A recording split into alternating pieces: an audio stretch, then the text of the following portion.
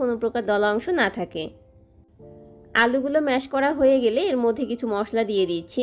প্রথমে দিচ্ছি পেঁয়াজ বেরেস্তা 1/4 কাপ, এরপরে দিচ্ছি চিলি ফ্লেক্স হাফ চা চামচ। মরিচের পরিমাণটা আপনারা আপনাদের টেস্ট অনুযায়ী কম বেশি করে নেবেন। জিরার গুঁড়া দিয়ে দিচ্ছি হাফ চা চামচ, হাফ চা চামচ চাট মশলা, লবণ দিয়ে দিচ্ছি স্বাদ মতো, 2 টেবিল চামচ ধনেপাতা কুচি, 2 টেবিল চামচ কর্নফ্লাওয়ার। এবার এই সব কিছুকে খুব ভালোভাবে মিশিয়ে নিতে হবে।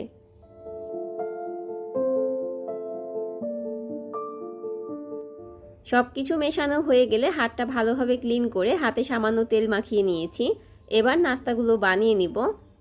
অল্প পরিমাণে আলুর মিশ্রণ নিয়ে প্রথমে হাত দিয়ে গোল করে নিচ্ছি, এরপর লম্বা আকৃতির করে নিচ্ছি, তারপর হালকা করে চাপ দিলেই দেখবেন ওভাল শেপ হয়ে যাচ্ছে। আমি এভাবেই সব নাস্তাগুলো বানিয়ে নিব। আপনারা আপনাদের পছন্দ মতো যে কোনো শেপে বানিয়ে নিতে পারেন। একটা নাস্তা বানানো হয়ে গিয়েছে, এবার এটাকে রেখে দিয়ে আরও একটি নাস্তা আপনাদেরকে বানিয়ে দেখাচ্ছি। তেল ছাড়া বিভিন্ন ধরনের নাস্তার রেসিপি অলরেডি আমার চ্যানেলে আপলোড করা আছে। আপনারা চাইলে চ্যানেলের প্লেলিস্ট চেক করে সেগুলো দেখে নিতে পারেন। এছাড়া এই ভিডিওর এন্ড স্ক্রিন এবং আই বাটনে লিঙ্কগুলো দেওয়া থাকবে, সেখান থেকেও দেখে নিতে পারেন। সবগুলো নাস্তা বানানো হয়ে গিয়েছে, এবার চলে যাচ্ছি পরবর্তী প্রসেসে। এখানে একটা ডিম ভেঙে নিয়েছি, ডিমের মধ্যে সামান্য পরিমাণ লবণ দিয়ে ডিমটাকে ভালোভাবে ফেটিয়ে নিব।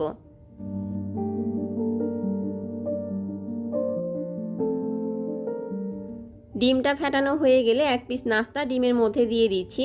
প্রথমে ডিম দিয়ে কোট করে নিব, এরপর ডিম থেকে উঠিয়ে ব্রেড ক্রাম্বসের মধ্যে দিয়ে দিচ্ছি। এখন ব্রেড ক্রাম্বস দিয়ে কোট করে নিব। এই ব্রেড ক্রাম্বসটা আমি বাসায় তৈরি করেছি।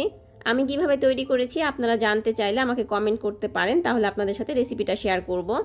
ব্রেড ক্রাম্বস থেকে উঠিয়ে আবার ডিমের মধ্যে দিয়ে দিতে হবে।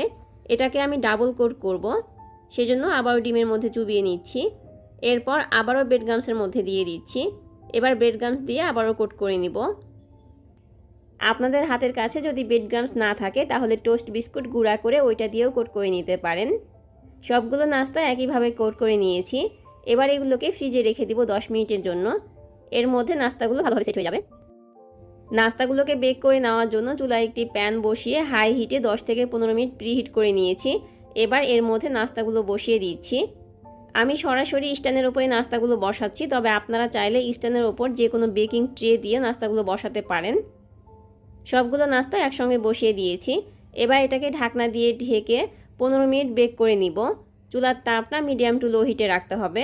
এর মধ্যে ঢাকনাটা একবার উঠানো যাবে না, আর ঢাকনার মধ্যে যদি কোনো ছিদ্র থাকে সেটাকে অবশ্যই বন্ধ করে দিতে হবে। ফিরে আসলাম 15 মিনিট পরে। দেখতেই পাচ্ছেন নাস্তাগুলো অনেকটাই ফুলে